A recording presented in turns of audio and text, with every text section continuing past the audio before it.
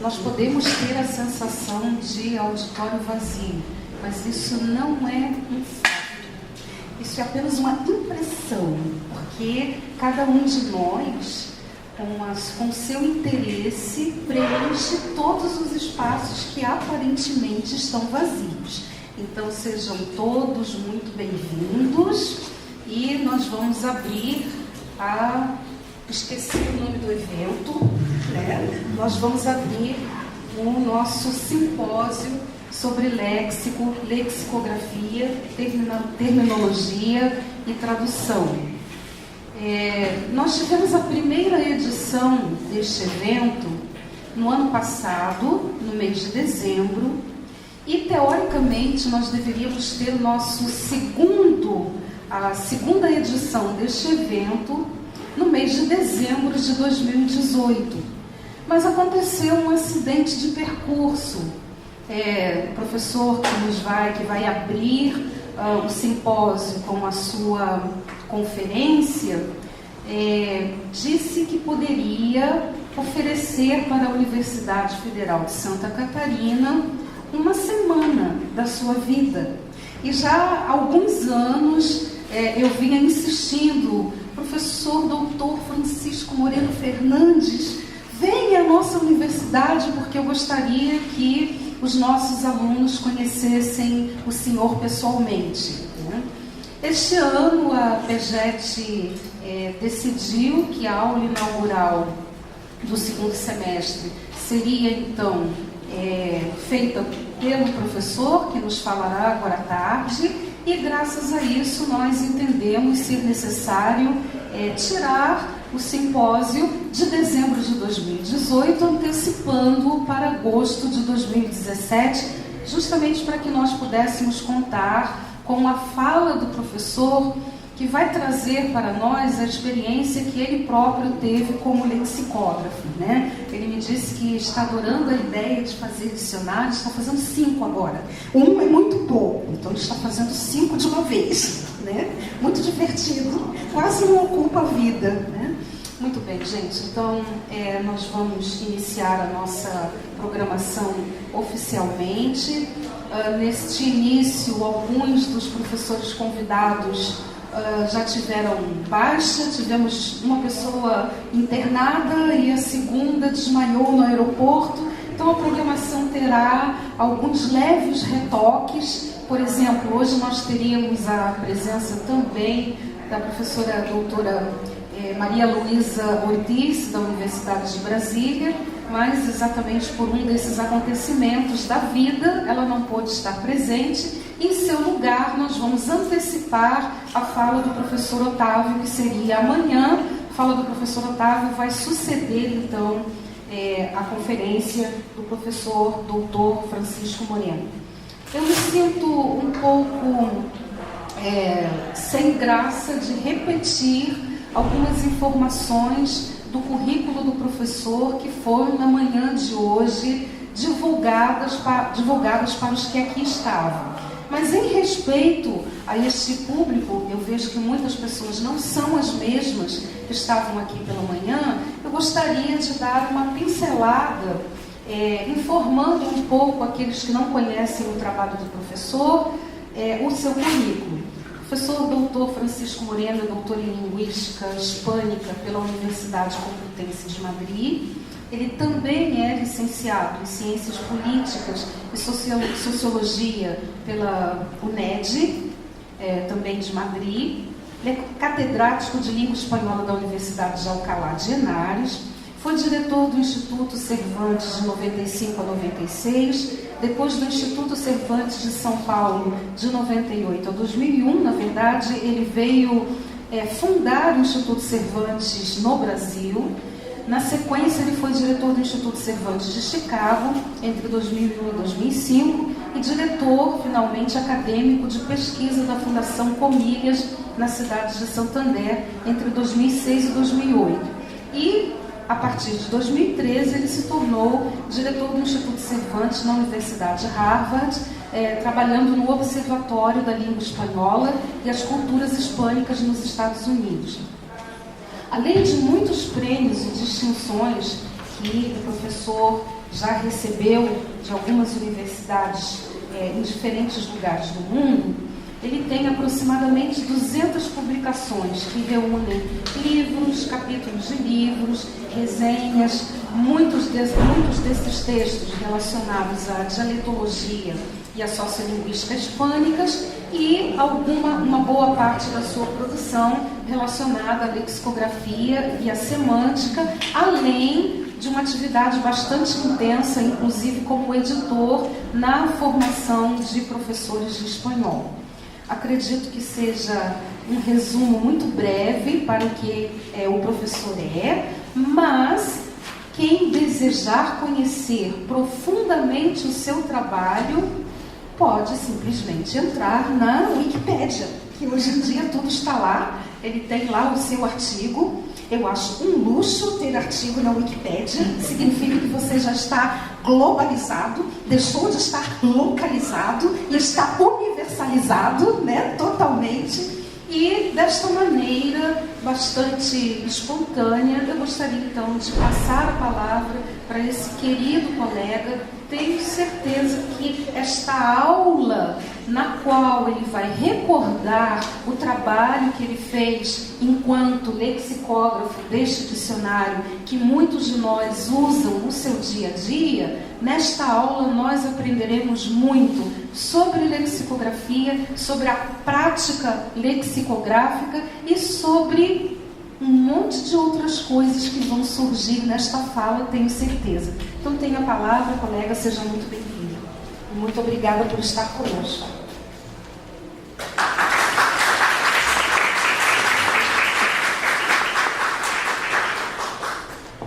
Boa tarde. Obrigado pela sua introdução. Eu fico muito honrado de estar aqui na abertura do simpósio de lexicografia, léxico, tradutologia e tudo. É um simpósio muito complexo. Eu vou falar em espanhol. Eu não quero falar portunhol fase 2. Meu português é portunhol fase 2, mas não dá para entender muito. Então, vou falar em espanhol, vou falar não para ensinar nada em relação com os dicionários, com a lexicografia. Vocês estão estudando lexicografia e conhecem muito, mas só falar da minha experiência e algumas reflexões em relação com a elaboração de dicionários. El título de esta conferencia, como ven, es Los diccionarios y su historia interna. No quiero hablar de lexicografía teórica, soy más de práctica que de teoría en el ámbito de la lexicografía, pero es que creo que la historia interna de la investigación tiene mucha más importancia de lo que normalmente se piensa. Por eso, en los siguientes minutos quisiera hablar de mi experiencia y mis reflexiones en relación con la lexicografía y en relación en concreto con un diccionario que tuve la oportunidad de hacer cuando viví en Brasil la primera vez, que es el diccionario bilingüe de uso portugués-español, español-portugués.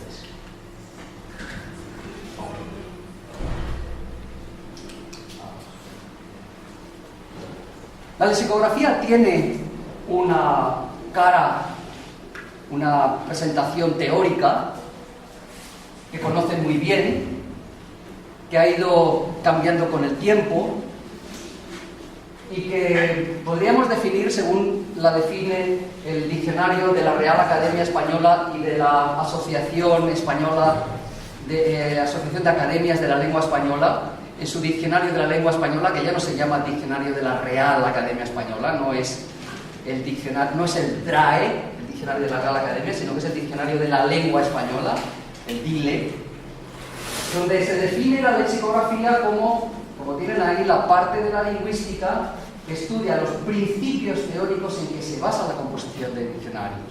Es una de las definiciones que afectan a los principios teóricos. La lexicografía, antes de esta etapa teórica, era una disciplina basada en la práctica, en el trabajo lexicográfico, pero la reflexión teórica sobre la lexicografía se incorporó a ese campo y en los últimos 30 años, por lo menos, forma parte esencial de la propia lexicografía.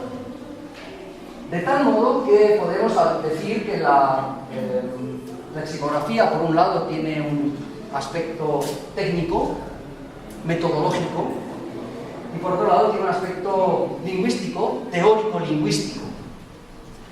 Pero mi intención hoy no es hablar de ese aspecto teórico ni de la parte lingüística de la teoría lexicográfica, sino que mi intención es hablar de lo que aparece al otro lado de las barras en la pantalla que tienen delante, porque esa parte teórica y lingüística tiene también detrás mucha vida y muchas cuestiones afectivas que determinan el trabajo día a día. Y me voy a referir a ese aspecto vital, a esos aspectos relacionados con la vida y que están relacionados también con la emotividad, con la afectividad, con el trabajo, digamos, como ser humano. Cuando hablo de la vida que hay detrás de un diccionario, de los factores afectivos y emotivos, me refiero a trabajos que han sido realizados tanto colectivamente como individualmente. Los grupos de trabajo también tienen su dinámica emotiva, también tienen su dinámica afectiva. Y les voy a poner un ejemplo de trabajo realizado colectivamente y un ejemplo de trabajo realizado individualmente. Ambos ejemplos son grandes clásicos de la lexicografía que conocen muy bien, por lo tanto les resultarán familiares.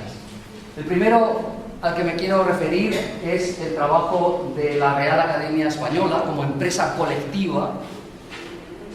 Es un trabajo que comenzó, aquí tienen algunos de los datos que voy a ir comentando, un trabajo que comenzó a partir de 1713, cuando se fundó la Real Academia Española, que se fundó a imagen y semejanza, o por lo menos teniendo como referencia principal a la Academia Francesa, que había sido creada en 1635, es decir, varias décadas antes que la Real Academia Española.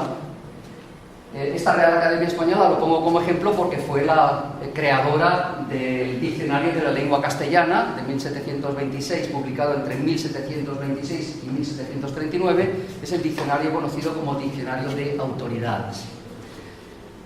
Fue realizado por un grupo humano que se constituyeron en forma de academia, pero hay unas diferencias importantes entre la fundación de la Academia Española y la fundación de la Academia francesa. La Academia Española fue creada por iniciativa de una persona, que fue Juan Manuel Fernández Pacheco.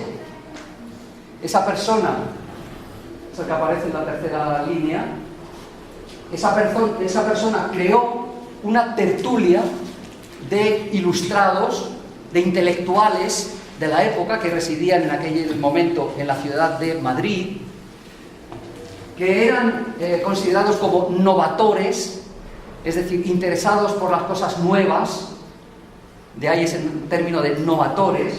No estaban preocupados solo por la lengua, era gente interesada por los saberes universales y por la universalidad de los saberes. Se preocupaban por las artes, se preocupaban por las ciencias, se preocupaban por la cultura, se preocupaban por el pensamiento. Ese era el motivo que llevó a la fundación de la Academia Española como un club, como una tertulia de intelectuales. Solo en el año 1714 solicitaron el reconocimiento de ese grupo como un grupo relacionado con la Casa del Rey. Solo a partir de un año después comenzó a recibir el nombre de Real Academia Española, porque no nació por iniciativa del rey. Esa es una diferencia importante en relación con la Academia Francesa. La Academia Francesa fue creada por el cardenal Richelieu, cuando era rey Luis XIII en Francia, y fue creado como un instrumento de poder político de Richelieu, porque era consciente, fue de los primeros políticos claramente conscientes de que las lenguas hacen imperio. Habían formulado así expresamente un imperio fuerte francés necesitaba una lengua fuerte, y esa lengua fuerte necesitaba una estandarización, una unificación poderosa, y el instrumento que creó Richelieu fue la Academia Francesa. ¿De acuerdo? Hay, por lo tanto, diferencias entre una tertulia de intelectuales interesados por los saberes universales y la creación de una academia como un instrumento de poder. Otra cosa es que las academias, con el paso del tiempo, se hayan transformado también en instrumentos de poder. Pero el origen personal, individual, en el siglo XVIII, a comienzos del siglo XVIII, fue esa tertulia de novatores, que por cierto no era una iniciativa absolutamente original en España. Antes de eso habían existido otras academias, algunas de ellas muy peculiares. En Zaragoza existió desde el siglo XVI la Academia de los Anhelantes, que era gente que anhelaba tener conocimientos y que anhelaba pasar de un campo a otro, es decir, moverse en una esfera intelectual más amplia. Y en Valencia existió también desde el siglo XVI una Academia de los Nocturnos, porque eran intelectuales que después de realizar sus trabajos cotidianos se reunían por la noche para poder intercambiar conocimientos y poder hablar entre sí de artes y ciencias y cultura y lengua también. Ya existieron distintas academias y por eso, a imitación también de esas academias tradicionales, se creó una tertulia, una academia en Madrid, que fue la Academia Española. Como digo, recibió el reconocimiento real un año después de su fundación.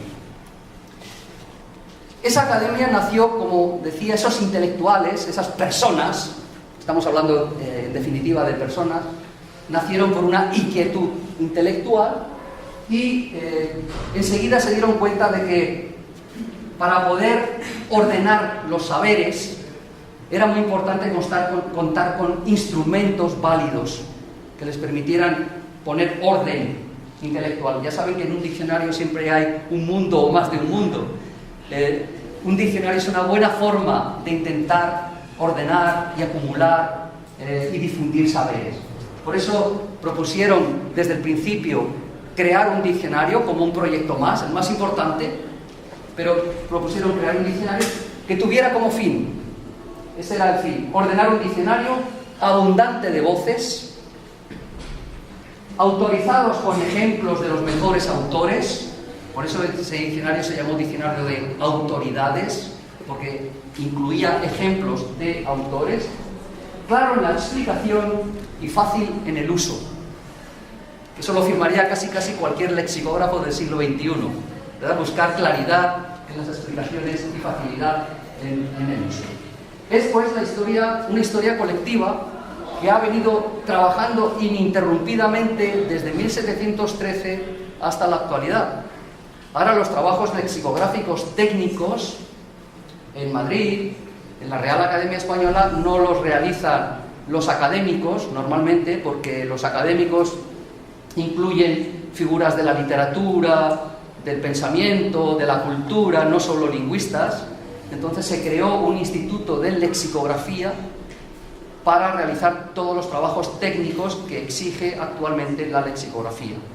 Trabajos de ordenación, elaboración de corpus, de extracción de información de esos corpus y de elaboración de una planta para que los académicos tomen finalmente las decisiones. Pero el trabajo básico lo realizan en el Instituto de Lexicografía, que es uno de los institutos de lexicografía en este momento más importantes del mundo.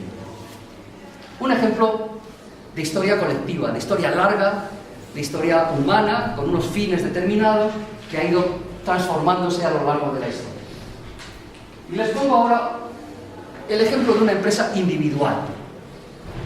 Me refiero al diccionario de Samuel Johnson, ¿verdad? El primer gran diccionario del inglés, que fue obra de una persona.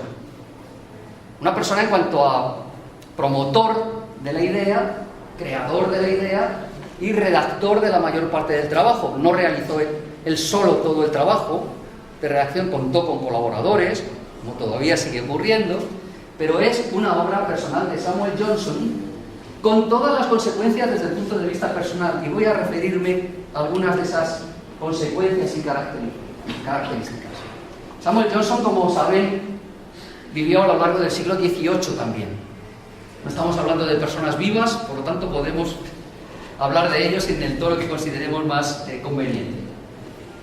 Autor de ese Dictionary of the English Language, un diccionario que se publicó entre el año 1747 y 1755, fueron 8 o 9 años, más o menos. Él proyectó hacerlo en 3, pero le ocurrió lo que le ocurre a todos los lexicógrafos, que piensan hacerlo en 3 y tardan como mínimo 9.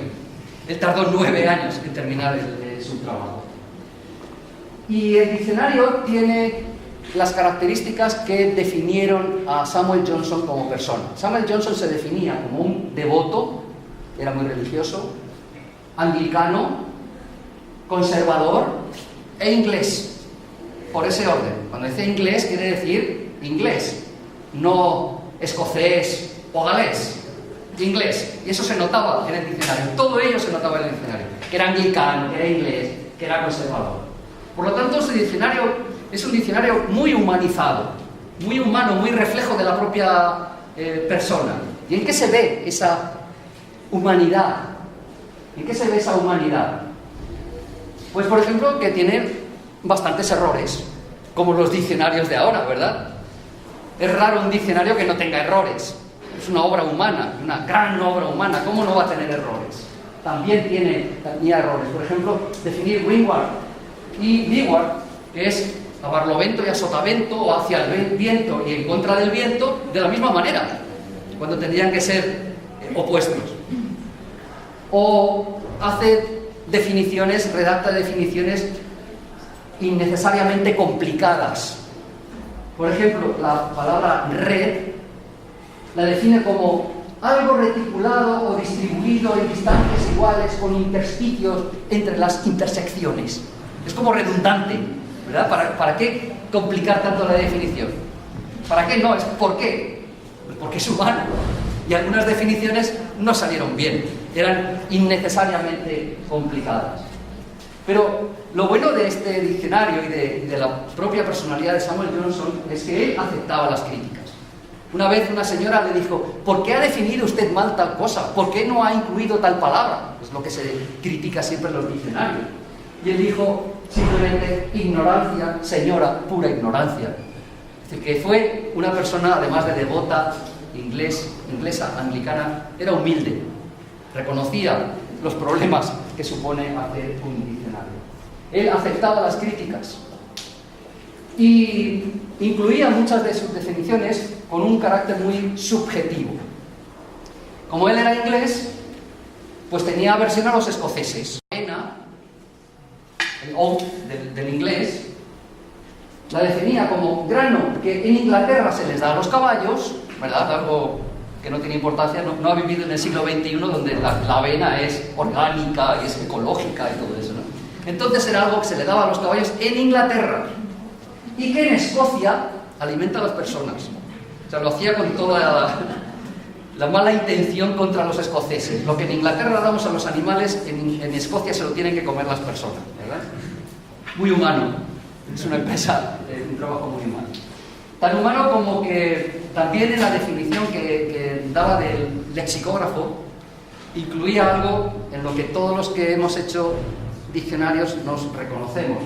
¿Qué es un lexicógrafo? ¿Qué era un lexicógrafo para Samuel Johnson? Pues es un escritor de diccionarios, pero tenía una segunda parte, donde decía: es un inofensivo burro de carga que se entretiene buscando el origen y precisando el significado de las palabras. Un lexicógrafo es un burro de carga, que no hace nada más que trabajar y trabajar y trabajar, pero preocupado por esas palabras, ¿verdad? Con esos significados.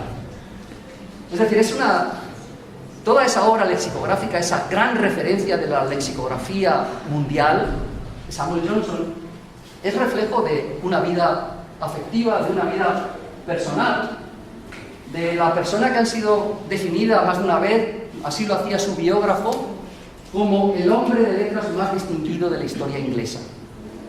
Su biógrafo lo definía así: el hombre más distinguido de la historia inglesa.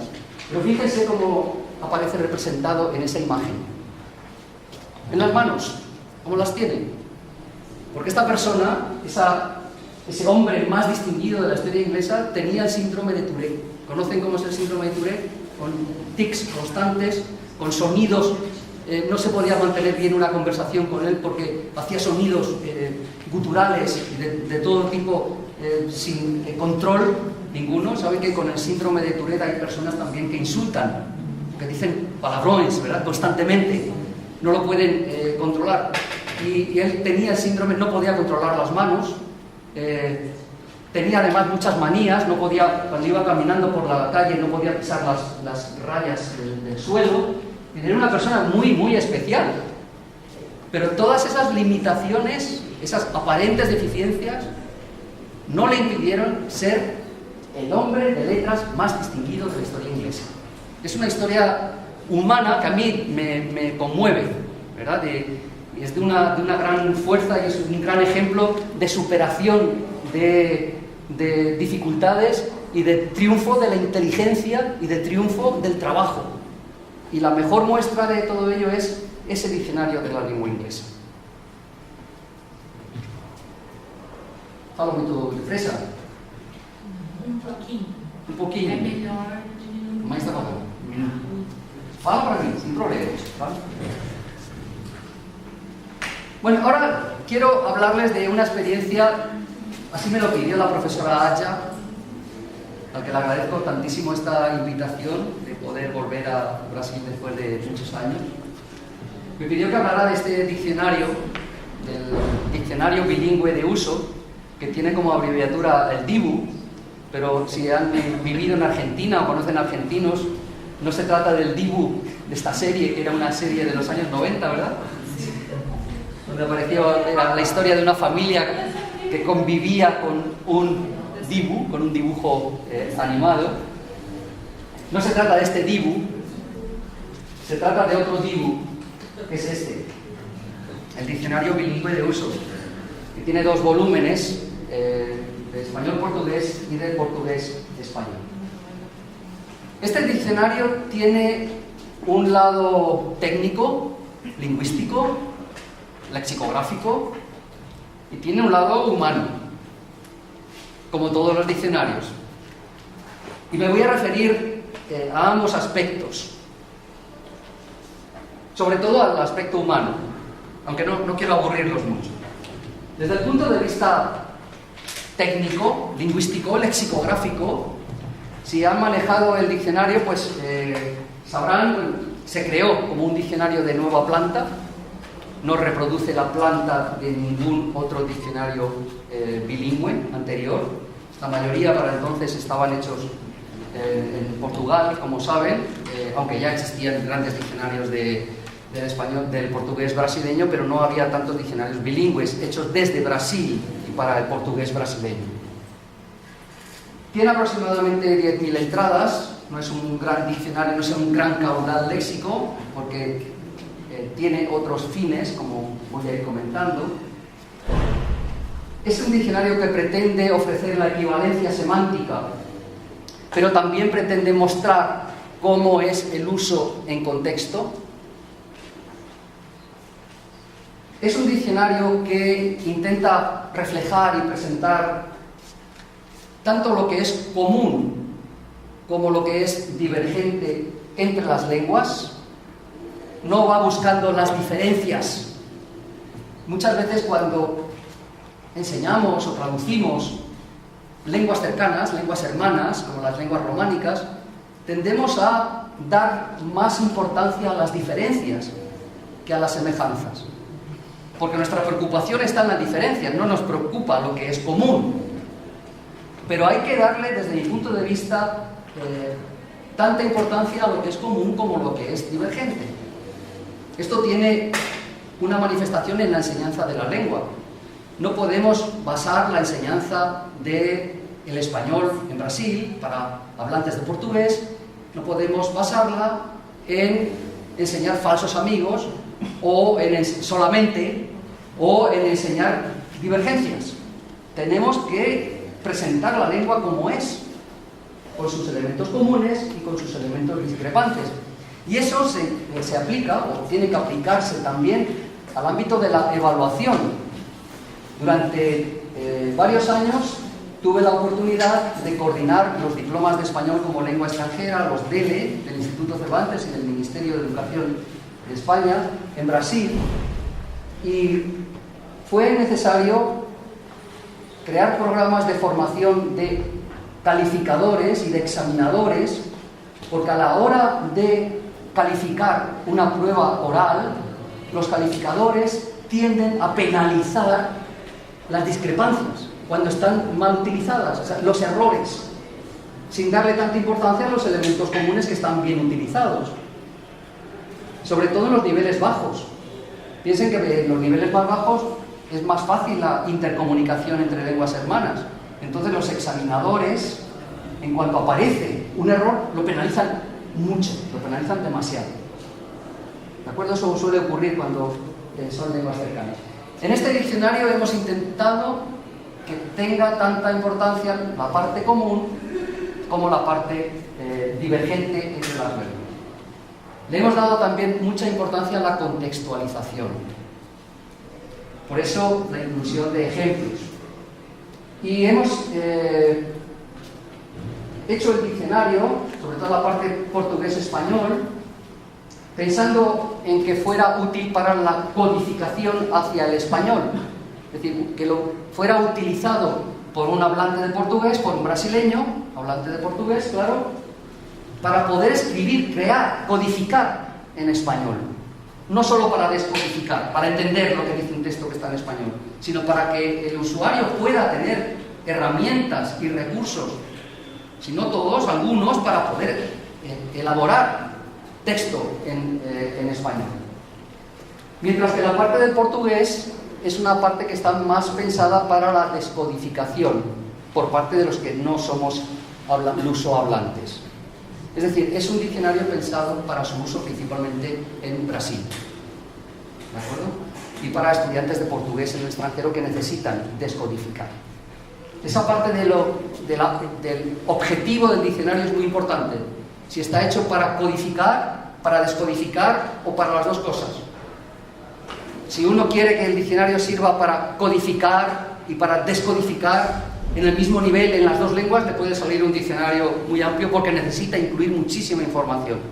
Y a veces hay que seleccionar qué es lo que se quiere incluir, cuál será la prioridad. Y dado que es un diccionario contextualizado y dado que es un diccionario de uso real, es un diccionario que también incluye fraseología, bastante más fraseología que todos los diccionarios que se habían elaborado anteriormente, y además una fraseología basada principalmente en el portugués de Brasil.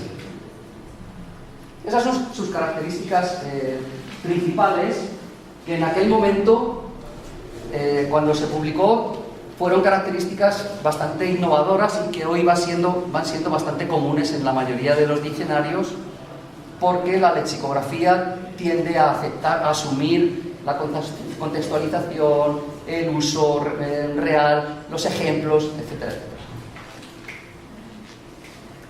Todas esas características se reflejan en cada uno de los elementos y en el conjunto de los elementos de cada una de las entradas del diccionario. Una entrada compuesta por un lema, que incluye separación silábica, creo que es un elemento muy importante. Hay muchos diccionarios de lenguas románicas, lenguas hermanas, que no incluyen la separación silábica porque, como se entienden también, es tan fácil, pero precisamente por eso es más difícil para cualquiera de los hablantes, de un lado o de otro, saber dónde está la separación silábica. Por eso la incluí. Es que esto lo comento porque tuve una discusión, no fue una discusión, fue una conversación entre lexicográfica y amistosa con un gran lexicógrafo, uno de los que más saben de lexicografía de todo el mundo hispanohablante, que es Manuel Seco, el abuelito Manuel Seco, ¿verdad?, que hizo el diccionario de errores y todo esto. Y Manuel Seco no entendía, no quería aceptar que fuera necesaria la inclusión de la separación silábica. Y yo le decía que sí, que para el estudiante de una lengua extranjera, y mucho más si es una lengua cercana, es muy importante. Por muy fácil que sea la separación silábica en español, es fácil la separación silábica en español. Pero aunque sea fácil, un hablante de italiano lo percibe desde el esquema italiano, y un hablante de portugués lo percibe desde el esquema silábico portugués. Por lo tanto, es importante incluir esa separación silábica, o era para este diccionario.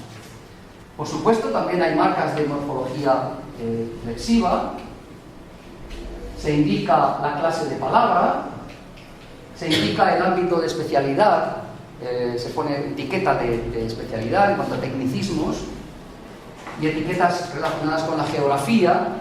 Esto es un factor muy importante. Ahora, más adelante, dentro de un poquito, hablaré de la geografía, de las cuestiones geográficas. Por supuesto, ofrece una equivalencia semántica. Hablo de equivalencia semántica y no de definiciones, porque no se trata de definir desde cero, desde el inicio, cada una de las formas, sino de buscar la manera más rápida y más clara de establecer el puente con la otra lengua, de establecer la equivalencia. A veces se utiliza una sola palabra, a veces es necesario desarrollar una definición completa, a veces es suficiente una solución intermedia, pero buscando sobre todo la equivalencia semántica. El objetivo no era definir, el objetivo era establecer equivalencias semánticas.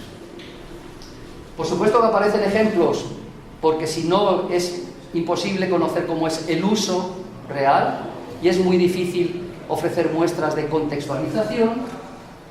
Y además de eso, pues hay remisiones en vía desde cada entrada a sinónimos, antónimos u otro tipo de relaciones, además de ofrecer observaciones lingüísticas o pragmáticas o históricas, depende del tipo de entrada, y de información sobre la conjugación cuando se trata de un verbo. Bien, esto es lo que aparece en el diccionario, pero todo eso, que es como el ABC del lexicógrafo, crear una planta con unos objetivos, desarrollar una microestructura para la entrada, en cada diccionario presenta unas dificultades particulares. Y en el caso del diccionario bilingüe de uso, había muchas dificultades. Aparte de las dificultades que tienen que ver con la nueva planta, o sea, no tener precedentes o antecedentes, se presentaban otras dificultades. Una de ellas es la de la diversidad geolectal.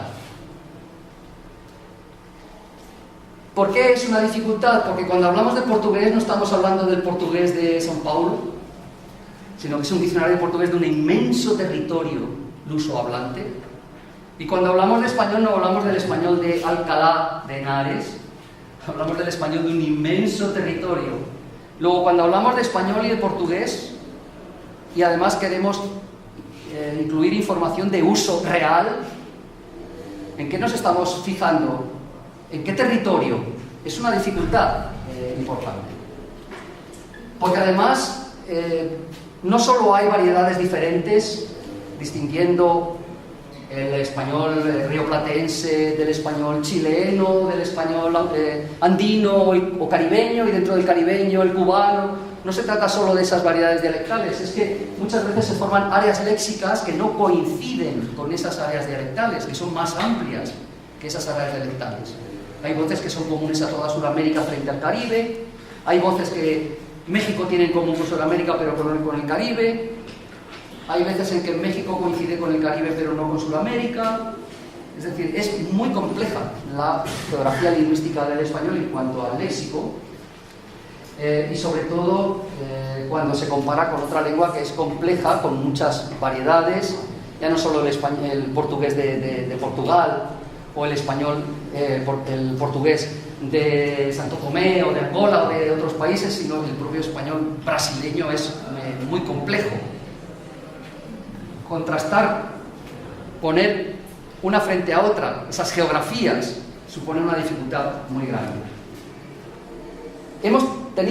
Tuvimos en cuenta en aquel momento que, ya que pensábamos en Brasil y en usuarios brasileños principalmente, que el contacto de Brasil con el mundo hispánico es sobre todo con Uruguay y con Argentina, también con España, sobre todo a través de los medios de comunicación y de las publicaciones hay un contacto con el español de España. Pero Argentina y Uruguay son fundamentales. No puede hacerse un diccionario español-portugués pensado para Brasil que no tenga en cuenta el español, vamos a decir, rioplatense o el español austral en general. Pero como somos humanos, nuestro equipo no incluía, nuestros equipos, el portugués y el equipo del español, no incluía lexicógrafos de cada una de las áreas geográficas de nuestras lenguas. Y además es importante que una obra que ofrece muestras de uso real sea coherente. Entonces, renunciamos a lo ideal, que sería tener en cuenta todas las variedades, y nos centramos en lo posible y en lo conveniente dentro de nuestros objetivos, que era un trabajo relacionado con el origen del equipo que trabajaba con el español, que éramos de España principalmente, y con el origen luso-hablante del equipo brasileño, que era de São Paulo, fundamentalmente. Por lo tanto, el español de España, por un lado, y el portugués de São Paulo, son dos elementos muy importantes. Pero no quisimos, bueno, eso se aprecia, por ejemplo, como pone en la pantalla, que en muchos ejemplos aparece la forma vosotros. ¿Por qué aparece vosotros? Porque son ejemplos elaborados desde el español castellano. Y en los ejemplos del portugués aparece vosé, no aparece el tú de Portugal o de otras regiones de Brasil, porque está pensado desde un determinado territorio. En ese tipo de cosas se aprecia. Pero intentamos compensarlo, compensar esa localización tan clara, y para ello nuestros respectivos equipos contó con colaboradores de diversos territorios. En el caso del español contamos con colaboradores del Río de la Plata y del Caribe, aparte de la experiencia que pudiera tener yo mismo como dialectólogo en general, pero las entradas eran redactadas y también revisadas por lexicógrafos o bien del Cono Sur, del español austral o del Caribe, y en el equipo de São Paulo también contaron con información y con el trabajo, la revisión de redactores de otras regiones de Brasil, sobre todo del sur, de Porto Alegre y del noreste. Cuando se presentaban problemas, buscando la coherencia, intentamos dar soluciones comunes, o por lo menos que se resolvieran de la misma forma en cada lengua. Otro campo de dificultades era el que tenía relación con la palabra uso dentro del título. Porque saben que la relación entre norma y uso es una relación conflictiva. Porque hay una gran diversidad de usos. Y no todos esos usos son o están desprestigiados en el resto del territorio. Por ejemplo, en el caso del español, aunque en el español de España y de la mayor parte del territorio hispánico se utilice como forma normativa había, como impersonal, en la zona de México se utiliza habían muchos niños, en vez de había muchos niños, como algo absolutamente normal entre cualquier tipo de hablante, incluso hablantes universitarios. ¿De acuerdo? Eso obligaba a no descalificar ciertas variaciones, sino que obligaba a tener en cuenta, como en el caso de celos o celó en el español de América frente al español de España. Hay que tener en cuenta esos problemas de relación entre norma y uso. Se marcaron las discrepancias y en los ejemplos se incluían alternativas. En muchos de esos ejemplos incluían el uso que no estaba tan bien visto, que era desprestigiado en otras formas. En el caso del portugués también era una dificultad la tradición gramatical. Por ejemplo, en los diccionarios tradicionales es lo normal, o era lo normal, incluir diferencias entre verbos transitivos directos, transitivos indirectos, transitivos directos e indirectos.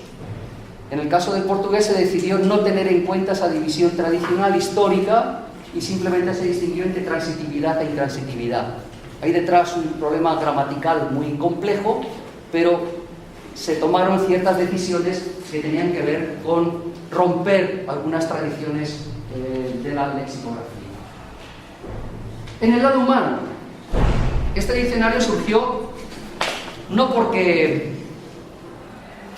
tuviéramos mucho entusiasmo por hacer más diccionarios. Yo había hecho antes un diccionario que es el diccionario para la enseñanza del español y prometí no hacer ningún diccionario más después de ese primer diccionario. Todos los que hemos hecho un diccionario después de hacer el primero decimos nunca más un diccionario, ¿verdad? Porque uno acaba harto del trabajo lexicográfico. Pero fue una iniciativa de la editorial Arcolibros. Comencé a colaborar con la editorial Arcolibros. Es una editorial muy pequeña, muy humilde, no es un gran grupo editorial, sino una editorial pequeña. Lo lleva ahora mismo el padre y el hijo y 2 empleados más. Querían crear diccionarios bilingües. Me convenció para crear una línea de diccionarios bilingües y comenzamos con el portugués. Y yo utilicé como base el diccionario que había elaborado anteriormente, que es el español. Organizamos 2 equipos. Un equipo en Brasil que coordinó la profesora Neide, a la que conocen bien. Entonces se llevaba muy bien con el Instituto Cervantes. Éramos amigos. Bueno, ahora seguimos siendo amigos, aunque a ella no le guste mucho el Instituto Cervantes. Y el equipo del español era un equipo de la Universidad de Alcalá, aunque contamos con colaboradores de distintas regiones. El equipo del portugués era el equipo de la USP, como saben bien. ¿Cómo trabajamos? Pues ya pudimos utilizar el correo electrónico, el email, ¿verdad? Correo que va, correo que viene, archivo que va, archivo que viene, enviándolo a los revisores de las otras regiones para que la información geográfica fuera adecuada. Y el resultado fue la publicación de 2 obras, una versión general y una versión reducida. La editorial quería publicar primero la versión reducida porque decía que era más comercial, pero los autores quisimos hacer primero el trabajo bien y luego hablar de lo comercial. Eso nos produjo también ciertas disputas, porque las editoriales quieren que todo se haga muy rápido y con resultados comerciales, y los lingüistas queremos hacer el trabajo bien y despacio, y si hay resultados comerciales mejor, pero si no, no es imposible. Pero en el fondo, todo este trabajo sirvió para plantear una cuestión, y ya con esto termino, para que no se enfaden conmigo, para plantear cuestiones muy profundas en relación con la lingüística, y que se plantean en los diccionarios. Una de ellas es la respuesta a la de ¿es posible la traducción y es posible buscar las equivalencias en un diccionario? Y entonces podemos recurrir a la famosa teoría de la relatividad de Sapir-Whorf y de decir no es posible porque cada lengua condiciona la visión del mundo. Toda visión del mundo es una visión relativa, por lo tanto es imposible encontrar una equivalencia. Pero frente a esto, los traductores, como Valentín García Yebra, dicen muy bien, podemos discutir sobre si es posible o no la equivalencia, pero hay un hecho muy claro. Y es que la traducción existe, los diccionarios existen, luego es posible hacerlo. Tal vez no es lo ideal, tal vez hay problemas filosóficos muy profundos que evitan que la equivalencia sea perfecta, pero el hecho es que se traduce día a día, el hecho es que hay diccionarios que sirven a los usuarios día a día. Es el trabajo de los traductores. Cuando se contrastan 2 culturas hay siempre desajustes. Esto no es algo nuevo. Cuando Fray Domingo de Santo Tomás, en 1560, hizo el vocabulario de la lengua general del Perú, utilizó como base el diccionario de Nebrija, la base del español del diccionario de Nebrija. Ese diccionario de Nebrija tenía 23.000 entradas. Finalmente, el diccionario de Fray Domingo de Santo Tomás solo tuvo 11.000. Hubo que quitar todas las entradas que tenían que ver con aspectos desconocidos en América. Hubo que quitar los árboles europeos, las semillas europeas, las frutas europeas, los oficios y las herramientas europeas que no se utilizaban en América y que por lo tanto no tenían una equivalencia. Es algo parecido a lo que nos ocurrió cuando trabajamos con el diccionario, con el DIBU, ¿verdad? Al trabajar con un primer diccionario hubo que adaptarlo a la nueva realidad de Brasil y del español de América. Y finalmente muchas de las equivalencias entre el quechua y el español fueron equivalencias hechas a base de símiles, de metáforas o de perífrasis, porque no existía una equivalencia exacta. Encontramos dificultades en muchos campos, por ejemplo de la santería, porque en español, en el de España o en el de Chile, en el de los Andes, no hay léxico de la santería. ¿Qué hicimos? Fijarnos en el español de aquella zona hispánica donde hay santería, es decir, en el Caribe. Y entonces las equivalencias las dimos en español, pero era español del Caribe. Otro problema no menor, las partes de la vaca. Nos pasábamos el día enviándonos vacas por el correo electrónico vaca va, vaca viene, intentando saber cómo era la picaña, dónde estaba la picaña exactamente y cómo se traduce picaña, ¿verdad? Porque la picaña no la conocen en Argentina, en Uruguay sí la conocen, pero la picaña no es normal, puede que haya gente que la conozca, por supuesto, pero no es tan normal en Argentina. Lo que hicimos, la vaca de abajo es una vaca española. La vaca de la derecha es una vaca argentina, donde hay bifes y cosas así, ¿verdad? Y la vaca de la izquierda es una vaca brasileña. Para buscar las equivalencias tuvimos que traernos varios mundos y poder contrastar esos mundos gráficamente para poder decidir exactamente cuál era la más conveniente. Y por supuesto nos fijamos mucho en la ganadería más cercana a la ganadería brasileña, que es la ganadería de Uruguay y de Argentina, y no la ganadería del norte de España, evidentemente.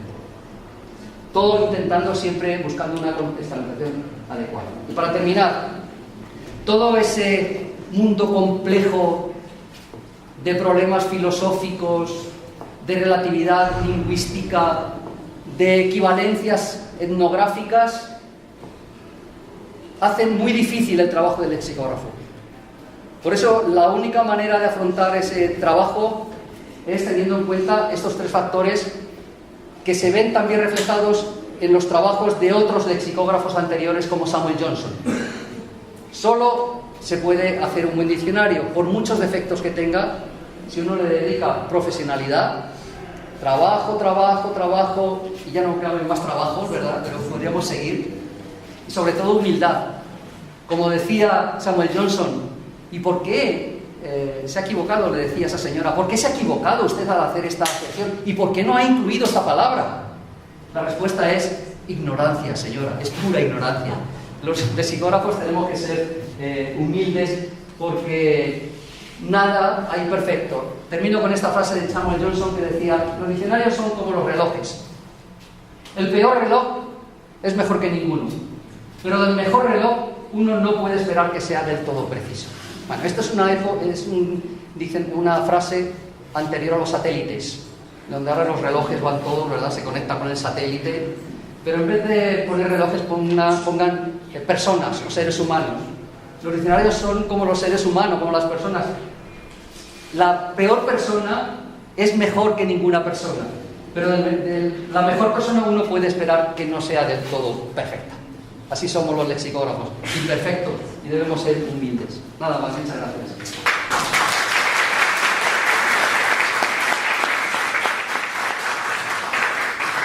Perdón por mi hipocresía. Perdón.